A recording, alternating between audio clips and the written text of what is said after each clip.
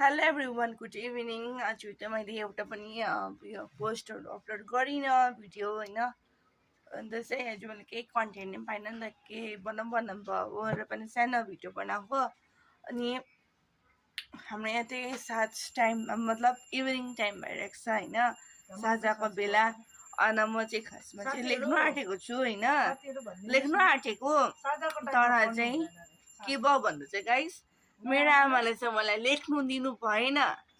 साँझको टाइममा चाहिँ लेख्नु हुँदैन अरे, पढ्नु हुँदैन अरे। साँच्ची नै हो गाइस, हो भनिदिनुहोस् होइन। मलाई त कस्तो कस्तो रिस उठिरहेको छ। साँझको टाइममा 3टा कुरो गर्नु हुँदैन।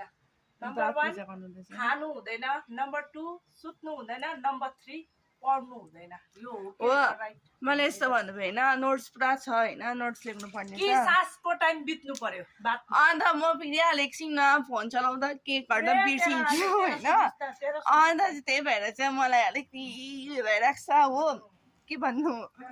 अन्त चाहिँ मलाई लेख्नु दिनु भएको छैन, नोट्स गर्नु दिएको छैन। हाम्रो यहाँ यतिको वेदर भएको छ, मतलब यस्तो भइरहेको छ इभिनिङ टाइम होइन। अन्त यति नै थियो सायद तपाईँहरूलाई भन्नुपर्ने कुरा हो। अन्त मलाई चाहिँ आमाले नोट्स गर्नु दिनु भएको छैन। अहिले नै त्यही हो, अब 7 बजीदेखिको गर्छु होला सायद होइन। अन्त के भन्नु र तपाईँहरू पनि ठिकै नै हुनुहुन्छ होला है।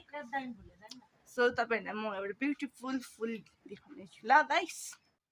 हेर्नुहोस् त गाइस, कस्तो दामी फुलेको छ फुल।